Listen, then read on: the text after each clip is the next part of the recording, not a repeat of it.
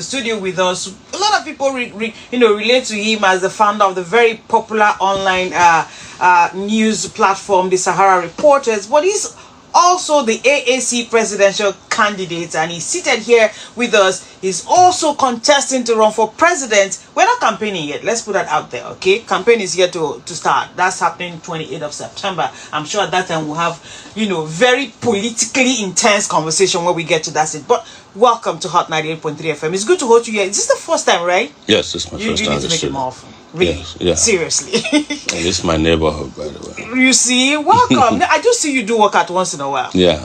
I would say where. It doesn't matter. I go to the stadium. Great. I go everywhere. Right? Great. So you're welcome to the studio. Thank you for bringing me. So you have been very vocal year in, year out. So, critiquing governments in and government out. It's not about this particular one. I've known you to be really vocal about, calling out people who are in leadership positions, saying they're not doing this, they're not doing that. And that has even given rise to you being at, loggerheads with the law. You were in court, detained and all of that. Tell us at this point, we are so close to another election. You are throwing your heart in the ring again. What propels you? What is that thing you think that we need to fix that is not being done that gives you the drive to go on like this? Well, I've been around for 51 years out of Nigeria's 62 years of existence. Was born 1971. Yes. February. And I always wished that Nigeria was good. And to realize that without even counting that time is running out for my generation, time is running out for the generation behind us, time is running out for the generation unborn, I think it will be unfair if we continue to be lackadaisical about the future of this country. And sometimes when we talk about the future of the country, people think, it's about our children. No, I want to live in a Nigeria that works. Because I've lived in a country that is not mine, that worked. So I am selfish about it. I will say to you that I want to live in a Nigeria that I can drive from here to Lagos without being afraid of being kidnapped, or dying in a road accident or getting killed by police over 50 naira bribe. I want to live in a Nigeria where I can go to the hospital, I'll be properly diagnosed. I'm not told that I have malaria, and then when I go back, they said it's typhoid, and when I go back, they say go to a church. I want to live in Nigeria where people get minimum or living wage, that helps them live their lives. In Nigeria where everything works. That's the selfish part.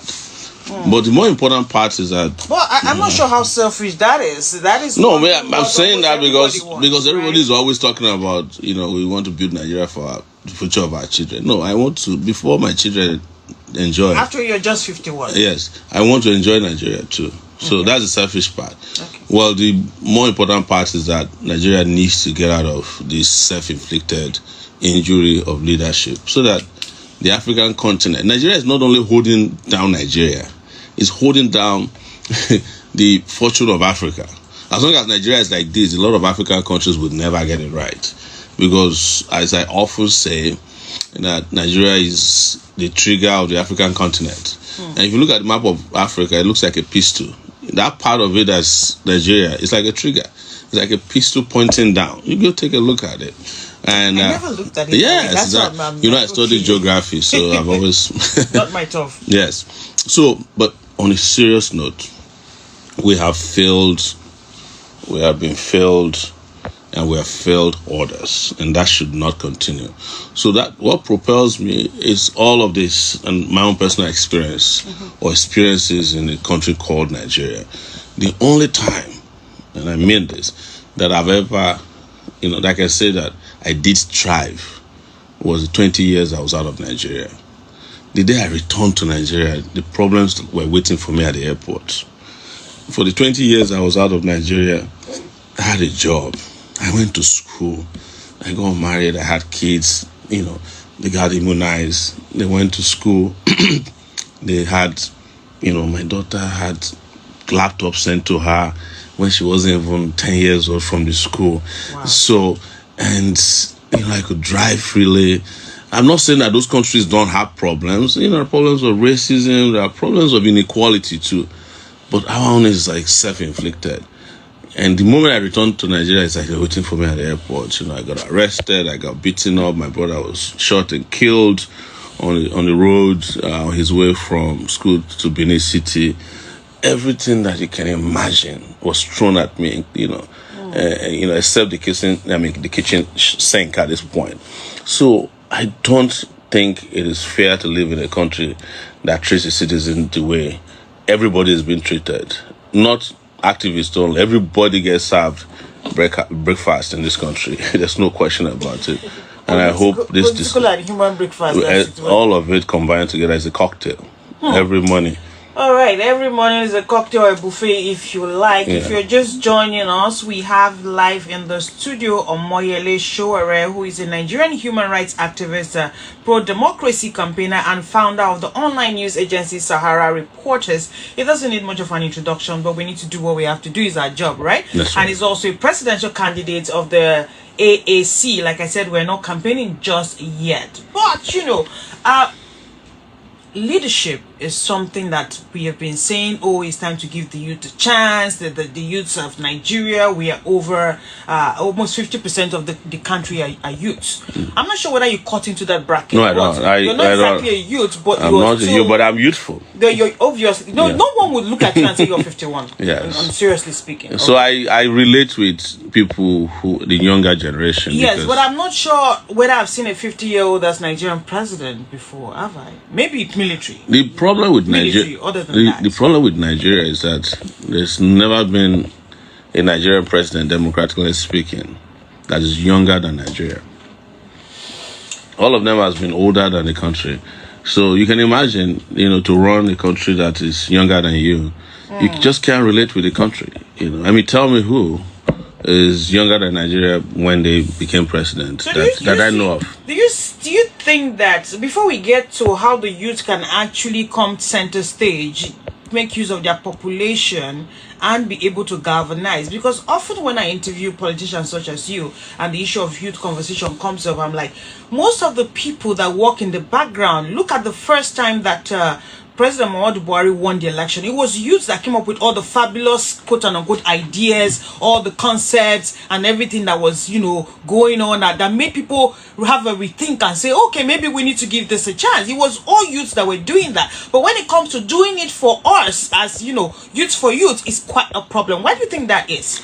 You look at one example when they went and signed the Not Too Young to Run law. Exactly. As they were signing it, the man was saying you have to go and wait for another 4 years. When I'm done. Well, he's done now. Yes. Well, at least so most of the people that went and signed as youths are no longer youths now.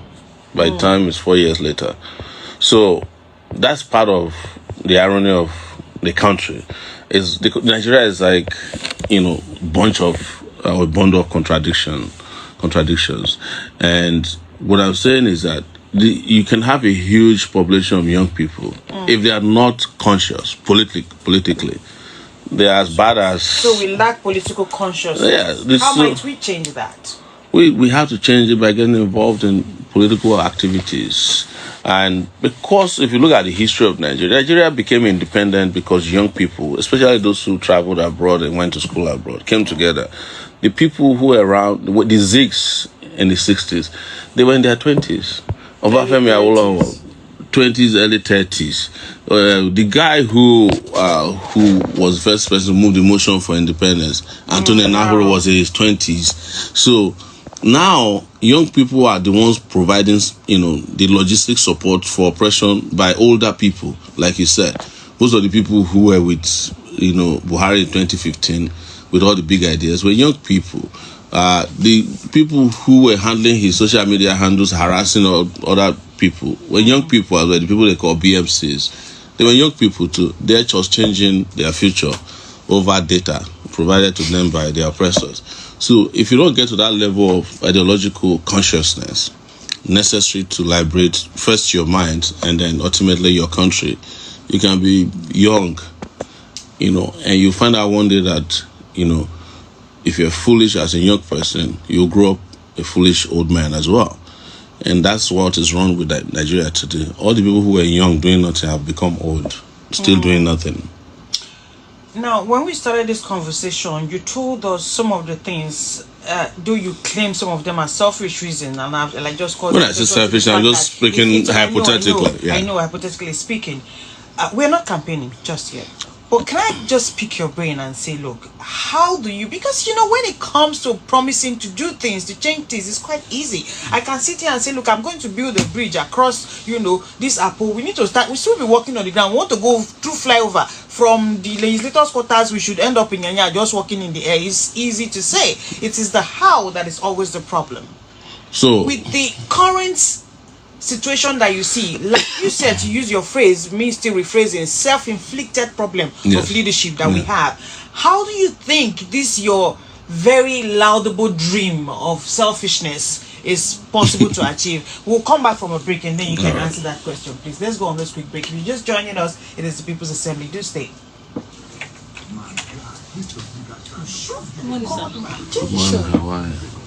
This is Ishama Yeboah Apple. Wow. She was supposed to be on the show with us, and then Nigeria happened on the road. What happened? My car is still parked there on the express. Wow, was it an accident? It just stopped. So I had to just maneuver to park by the side. So I left it there. Is it safe though? Where? I just told my brother to, on the airport there, I just told him to just stand there. That's Nigeria. That's how Nigeria stops on seriously, on the high express. Like no money, no nothing. Sorry about that.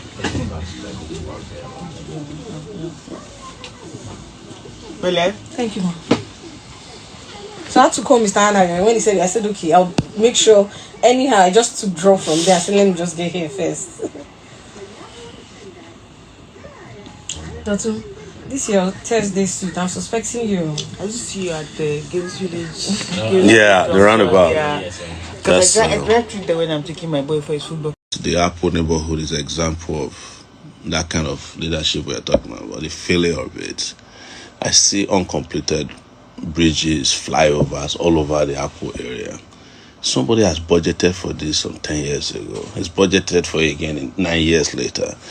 I'm sure up till now, there's a new budget for it. They always renew contracts that work for the contractors. They don't renew contracts. The contracts are never done. Where we go running, that road has been there forever. Every time election season comes up, suddenly you see bulldozers, the elections are over, another 4 years, they're not done. Why is it that you don't have leaders that can complete projects? It's because they are not interested in completing the projects. They are interested in lining their pockets. I keep asking why it should take 30 years to not construct now, but to fix Lagos-Ibadan Expressway.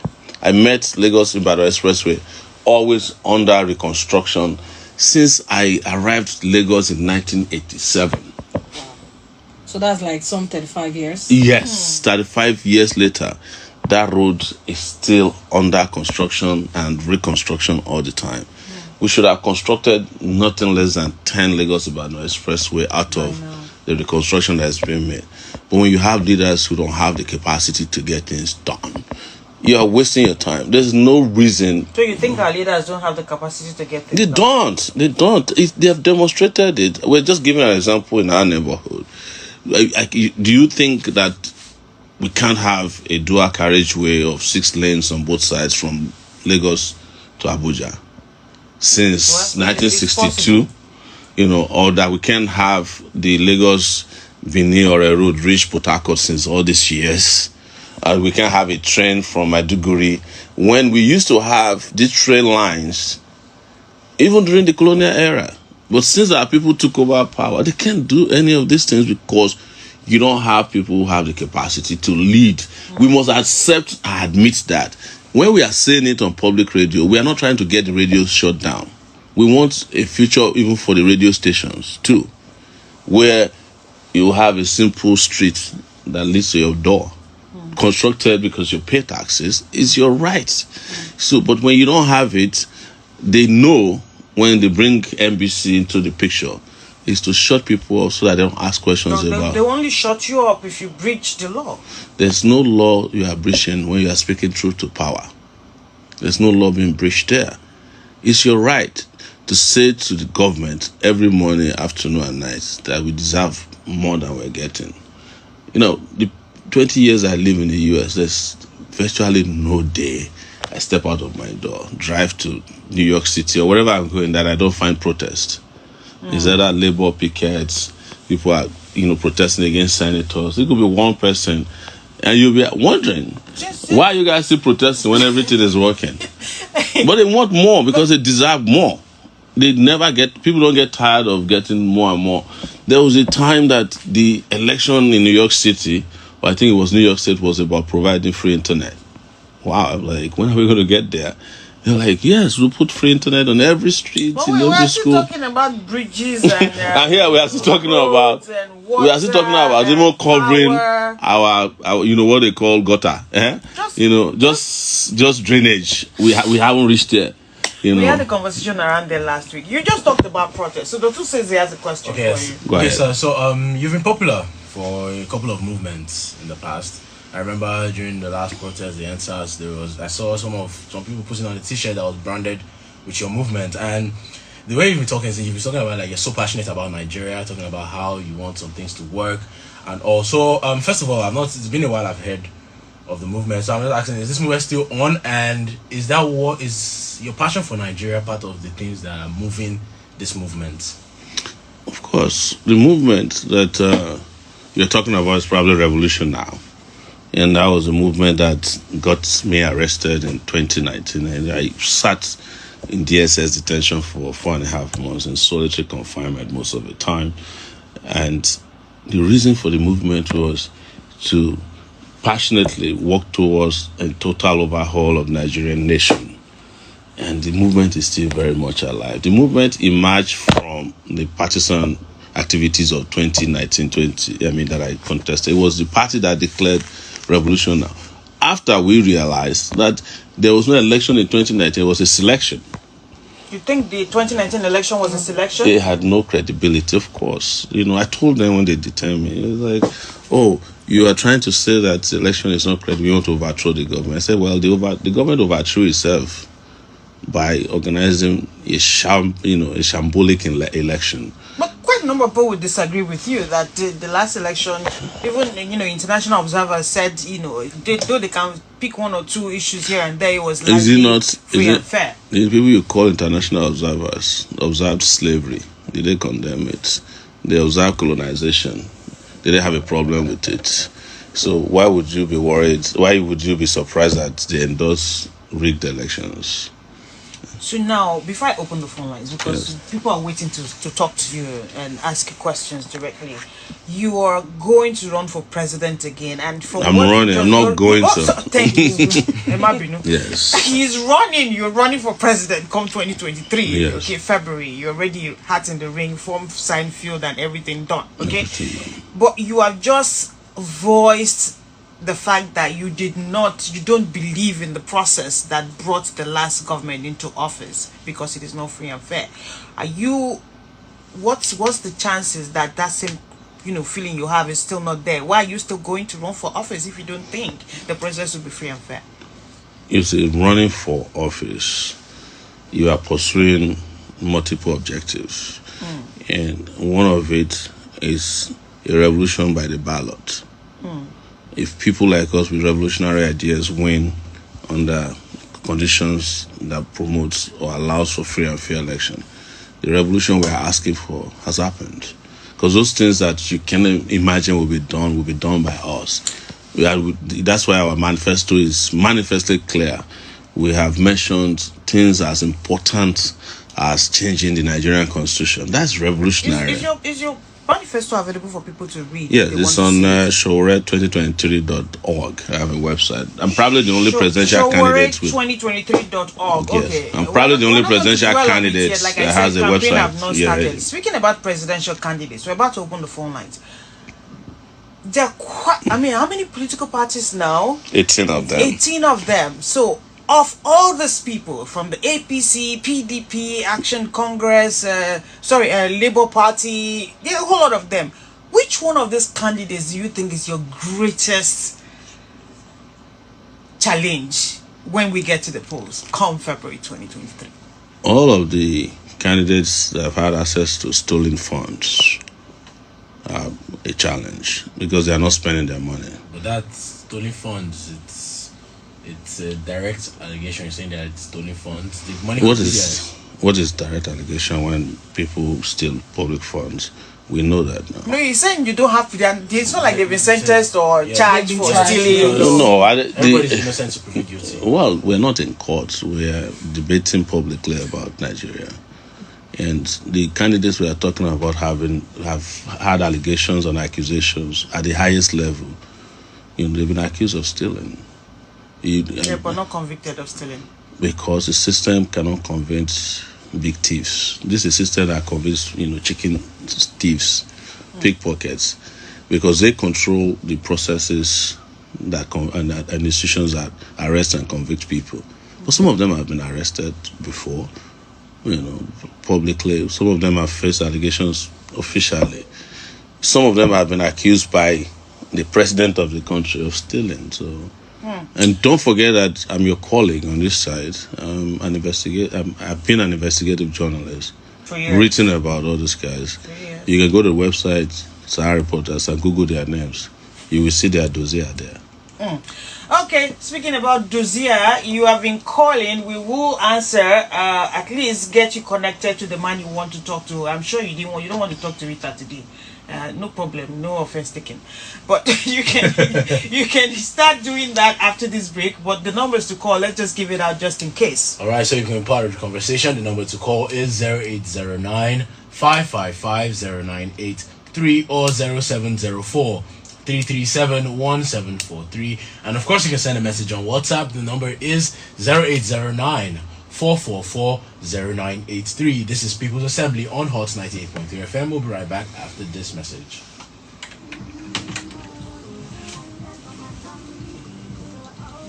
Okay, so we're going to open the phone line forward and leave you and them. No problem. I'm used to the phone callers. But is there anything specifically you want to talk about that I like the flow. Sometimes radio. That's why I love radio. The flow is usually dictated by the interactions, and so don't want to force anything. No, voila. Oh, we're waiting patiently for 28th of September. Where everybody goes. Well, everybody will not start on Sunday. We're going to talk about that. 150 days of campaign before election is a lot. That's a lot. But this was less than what we did in 2019. I did 35 states in 2019. And now you probably can't even do that anymore because a lot of the states are now under bandits control. Yes, insecurity. So, boss. Again, you missed. Always. You missed. Anyways, welcome back. It is still the People's Assembly. We still have our guests in the studio. Yes, the phone lines are clearing up. But before we went on that break, we were talking about who our guests consider to be his strongest, or yes, let me put it that way, strongest contender when it comes to the presidential election in 2023. And he did say that, well, his worry is not about the people. But if you look at it from the point of capacity of these individuals, let's pretend that these things you say aren't true, or let's believe they aren't true, or however. And in terms of the capacity of these candidates, who would you say would be your greatest contender in terms of capacity? If I thought there would be a better contender, I won't be running. I'll line up behind the person. And the easy way to break this down for your listeners is most of the frontline. When I say frontline, I don't mean that they're going to win, but because of the fact that they are in these old, bigger parties, most of them have been in fact, the four contenders that we keep hearing about, frequently mentioned, they were two-term governors in their states. One of them was a two-term vice president of the Federal Republic of Nigeria. The question to ask is, which of them turned his state to the United Arab Emirates that they love to quote and go to all the time? Which of them created or built a hospital that they themselves can go to for treatment? Which of them built schools that they can send their own children to? Which of them built roads upon which they can drive freely? Which of them paid workers as at when due with the living wage. I'm not saying minimum wage. Minimum wage in Nigeria is slave wage. There's nobody who can survive on 30,000 naira per month. Even your cell phone cannot survive on 30,000 naira per month between charging it and recharging it. So how do you pay workers 30,000 naira per month and you start celebrating it? Which of them paid pensioners on time? Which of them didn't take care of his own personal interests against the interests of their subjects? Let me use the word, it's not the right word, but their citizens. Those are the questions that are pertinent, and that's why those are the things I want Nigerians to be asking them.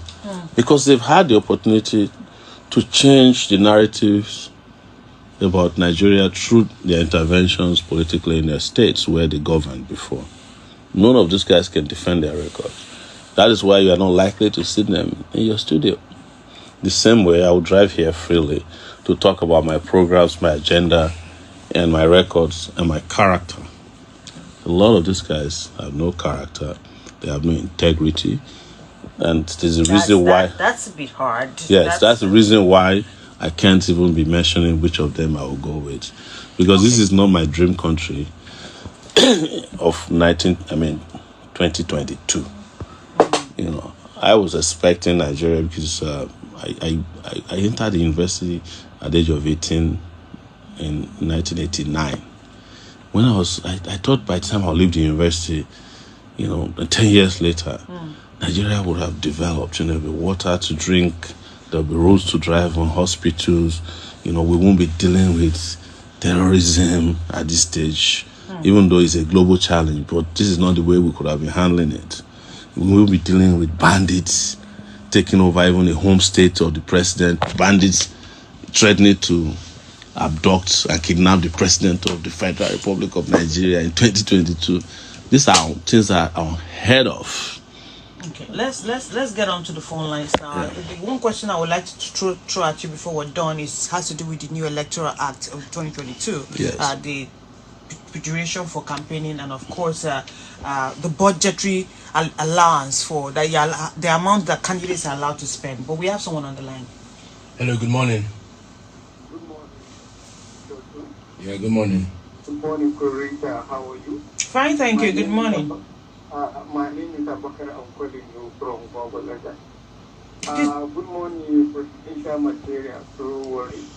How are you? That sounds like husband material. How many yards? I align myself with all your solution with a section, section 2, etc.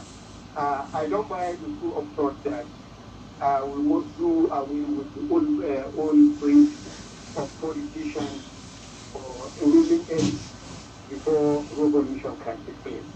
You can come on board and correct the situation and apply for the nation of those who don't want to comply. That is the thing. There's no social revolution anywhere in the world without carrying all people along. And you, Sowore, why don't you apply the former President of America taxes, political taxes? He was community barrister. He rendered voluntary services to Which of them are you talking about? Which one are you talking about? Which former president? Barack Obama. Oh, okay. Then before he died for Senate seat, senatorial seat, and he won. He learned the role of the networking of American policy before he died for the highest office. Thank you. God bless you.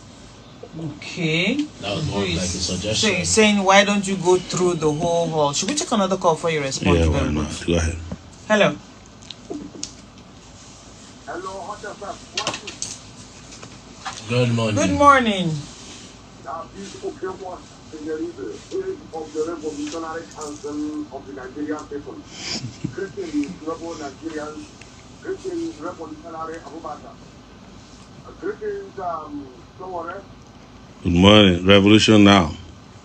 Peace and love. Thank you. Greetings, patriotic pilot over there. We greet you, sir. Please go ahead. Yeah. That's very much more for the world you educate looking at the next issue. I like you because you are fluent, you are expressive. And then you concerned about your country, about your decadent country, anyway. But unfortunately, the people listening to us now know quite about Nigeria, so there are no need in negotiating, there are no need in the podium. If you examine the law of gravitation and the law of give and take, the law of showing and reading, so where Nigeria is going. My question is this, so resolute. Yes, you are politically conscious, economically, socially conscious by our country.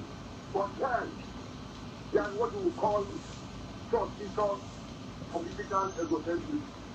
That is, when your consciousness goes with egocentricity. So it comes to rule on point and it becomes duplicitous. Now we are revolutionaries. Just as you said, we have gone to prison, whatever is our way, they have investigated us. Gone to prison, we have suffered like you. That is the cause of a revolutionary. Now, you started with contesting an election to be president of Nigeria. That's good anyway, that's your vision. But then, why is it that you turned around when you felt to become president by election? You started declaring the position. Don't you think you are provocating? Don't you think that you are being chameleonic or critical? Yes, because we revolutionaries, we believe that the only way to achieve change in Nigeria is not by aligning to political problem politicians. It's by carrying out revolution just as it happened in Tunisia. It happened recently in Sri Lanka. All right.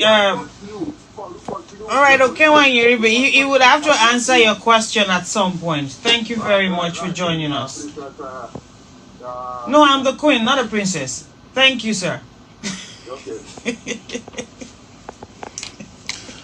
Well, let me answer the first question. And I think it is the often given advice by Nigerians who have been so beaten down over these years, to the largest extent they've lost their self-esteem. And even a child, when they are growing up, you don't tell them that the sky is the limit. You tell them to aim high. And when it comes to our presidency, suddenly our people don't want to aim high. They think it's a preserve of a certain group of persons, whether they are competent, capable, or incapacitated. You understand? And those of us who are running on our records, our character, and capacity. If you don't doubt my capacity to run the country well, why are you asking me to go to the Senate? If you have an ambition to go to the Senate, head to the Senate, go and contest to be senator. I do not believe that at this time my services are needed at the Senate. My services are needed at the presidential level, because that's where you need a man of character, a man of courage, a man of capacity, and someone who has exposure and the proper education and understanding of the Nigerian nation. And like he mentioned, Obama started as a community organizer. Obama is probably a little older than me, but I started before Obama as a community organizer, as a student. That's a community right there. So I served this country in various capacities to bring about democracy when I was really young. So when people say this, we keep telling them, don't limit your ambition simply because your country doesn't allow you to thrive. You should keep your ambition high and make sure that your country allows you to thrive. This country must respect that very popular saying that the child of nobody should be able to become somebody in their own country, regardless of where they come from. And take that to heart. With regards to our friend who was talking about the revolutionary space he came from, I think he has a little bit of misunderstanding of who revolutionaries are. Revolutionaries are people who don't stop when the injustices they are working against have not been addressed.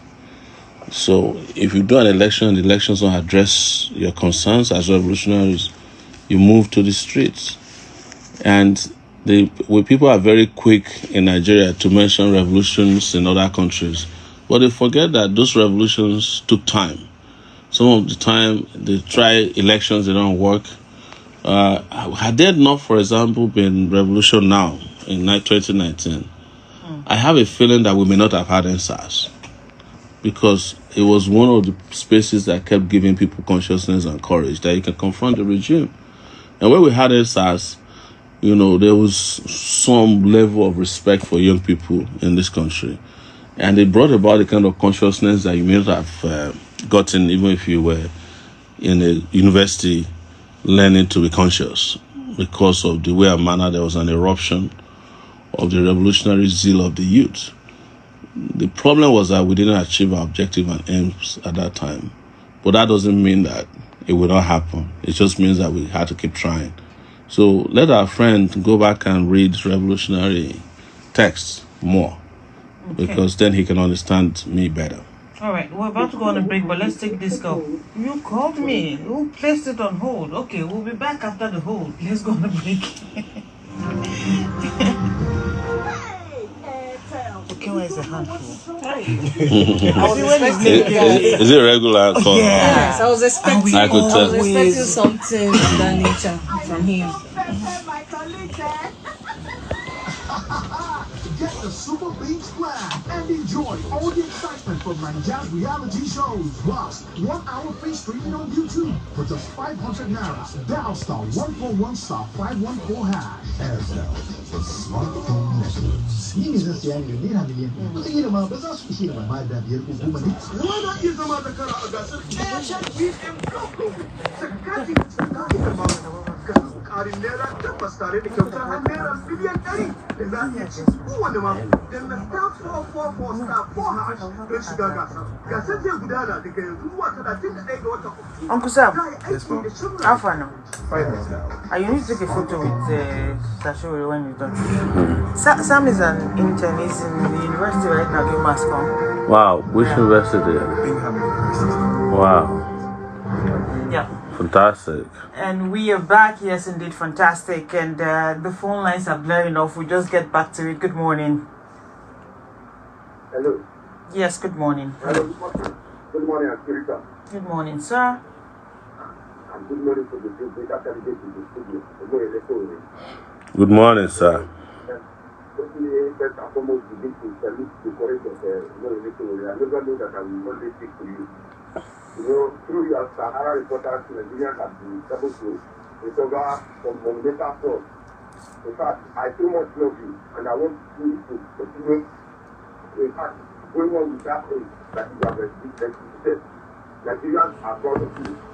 We believe that at some point in time, we should become to lamplight, because you have studied many words of this country in Nigeria. I have seen many times you have suffered, you have been executed so many times because you are advocating for the interest of this country. That I cannot support it. You have always been here. Anyway, so I want you to keep going ahead, because those are the people that, in fact, apart from you and the people who, no other candidates to the race. Let me tell you that you are voter. We are actually behind you, and we are proud of you. Thank you so much for having a nice meeting with HotFM. Thank you very much and good morning. Appreciate your call this morning. Okay, we are not in 2023 yet. He already has 2 candidates only. Hello. Hello, good morning, Rita. Good morning, sir. Good morning, Dr. Good morning. Good morning, Mr. Sowore. Yes, my name is I'm calling from AYS this morning. Rita, calling you a business, you can take it to because you have to do it. Oh, that's just. It's an open relationship, not first taking. What did you say? Rita, you see, a lot of us happen to know about Mr. Sowore, even with arrest, detention. We never knew about him before. But, oh, wow. I've been going And it's a young man that has courage. It's a young man that has vision. It's a young man that has demonstrated that he has passion for the Nigerian people and the Nigeria, as a country. The one thing I'm afraid of is that in 1999, I've never seen anybody become the president of Nigeria without at least being a governor or former governor. So what we are even saying is that, fine, it's a good candidate, it's a good material, but why can't he go back and at least run for House of Rep or Senate or contest to become a governor so that he can get more ground, so that he can make more friends? Because as it is now, in the coming election, I don't think we have to cancel. That's it. It appears as if this is the question they want everybody's asked. I've answered it before. See, the easy way to also help him further is that, does he know of a former governor who really became president apart from Jonathan, who you can say is an accidental governor? Because there's no constitutional requirement that say you must be governor before class captain, before or former principal of a school, before you become commissioner of education, or before you become the minister of education. So people just say all these things because I understand where it is coming from. Yeah. The people of this country's image, self-esteem have been battered over the years. They don't even believe in themselves anymore. So they find it hard sometimes to even relate with people who courageously say, look, I want to be this because I'm qualified to be this. The other simple way to answer it is that the people who were former governors, we have had 2 former head of states who have become presidents. What did they do for you with all their experience? They left Nigeria broken and ruined. One of them is still there now, the lady of Aso Rock. Okay, I don't understand Yoruba. Sorry. Yes. I'm wondering, what does that even mean? Let's take this call. Let's proceed. Hello, good morning. Good morning, Rita. Good morning, what do you call it? Show, how you doing now? Good morning, comrade. Max Solofa is my name. Max Solofa is my name. Good morning. Yes. Rita and the Nigerians who cares to know, I love Sowore very well. As a junior comrade in NAMS, that was when Sowore was a senior comrade in NAMS. So he has been putting the fight, crying for better Nigeria. You can see that Sowore is among those who fought for this democracy. As a young man, I can testify to that. I used to, in those days when I normally go from the university to Anthony Village to go and visit my mentor, make an affair. Normally motion about it, Sowore. You see, if I have my reality of ground, just like as I discussed with you, I've talked about people before today, and then talk about different ways. And I told you, I love what you're doing. Then as it stands now, please see yourself with somebody you know that has a good aspiration. It's not as if that you're not qualified. It's not as if that anything is wrong. Somebody from their tribe has taken this thing for 8 years. President for 8 years. Now, vice president for 8 years. Now, the Northerners has taken. So they're crying out loud. Let us support give the president of Southeast to one chance, at least even if for 4 years. Even if, and the other is competent, everybody know. Support him. I'm not saying that you're not competent. We have to actualize what we are. Everybody know that Sowore has been crying for better Nigeria. And nobody can do it. Well, I have told him before, he has everything. That is my plea. That's my plea. Because yes, you have the system now for what is happening. Nobody, they won't get that support you require because your brother just left there after 8 years. Your brother is also there as a vice. So the decision is competent, and from all ramification, whichever way you're looking at it, by age, by academic qualification, by the time it's coming from everything, from the background, the religious background, he is the most qualified person to it. Thank you very much. I love you so. Remember what I told you that we are going to give you, we got my place, we just thank you for supporting us. This guy at the Court of Appeal promised me a wife from Owerri. My wife is still angry since we hear that. Did you hear that, Bryce? He said you promised him a wife from Owerri. His wife is looking for you. My wife is looking for you. His wife is looking for you, and I'm also looking for you. Ben. It's still the question. Okay, The yeah. question is different. Yes, it is different because and, it's difficult I to wanna talk about Nigerian politics and not have this kind of I think thing. this going is in the why, rings. you see, this is why if Nigeria was well governed, it would be the sweetest place to be on earth, because people have like very diverse opinions about issues. Nigerians are actually very robust when it comes to the understanding of politics. When they need to make the move, that it gets difficult. See, I'm not a tribalist. I'm not a regionalist.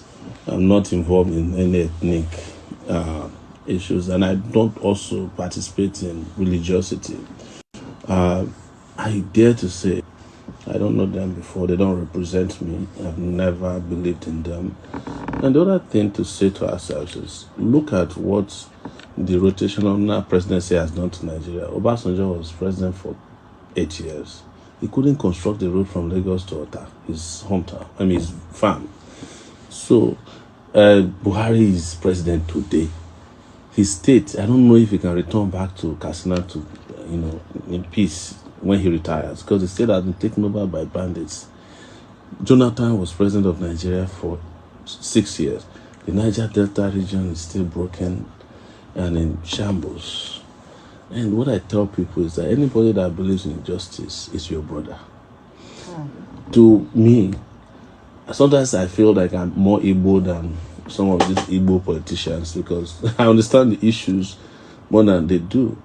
I have traveled around the country. That's not the reason to say that I know it better. But if today you want to count anybody that stand by issues affecting the North, Southeast, you find me there. We met at the Court of Appeal, like I was saying, 3 days ago. What did I go there to do? To go and stand in solidarity with Kanu because of his unjust incarceration. The Igbo politicians we are talking about will never come there. They are not interested, except if it will help them confuse the masses in the East and visit Kanu. But do they believe in the cause? No. So there's a saying that I think it's a proverb that the forest one day met and decided to vote for the axe. And the trees say, oh, let's vote for the axe. And other members of the forest said, no, don't vote for the axe. So the tree said, well, let's vote for the axe because the handle is made of wood. And since the axe entered the forest, the trees have never had peace. So stop voting for the axe because the handle is made of wood. It will cut you down. Do you honestly think that with the pulse you feel in this country right now, that Nigeria can rise above the politics of religion and region? It's tribal. That's why I keep telling people that I come from a revolutionary angle to all of this. Because I've seen what tribalism has done to this country, what regionalism has done to this country, what religiosity has done to this country. People are shouting that you have Muslim ticket, Christian Muslim ticket. And the question I ask them, have you ever asked if the candidates are themselves Muslims? If they believe in what they profess? They're just fooling you with the label. The way they behave, do these people have any, godliness in them? If they are afraid or fearful of God, if they fear God, would they be doing what they are doing to you? This neighborhood alone, Apo to Asokoro area, there are over 6,200 or 500 houses that are unoccupied. They just build mansions and throw the keys away. You see maybe policemen out there and they may guard and clean up. But majority of people in Abuja have nowhere to stay. But the politically religious are the ones who are most likely to steal monies meant for children who want to go to school and use it to send their own children to school. They even steal money meant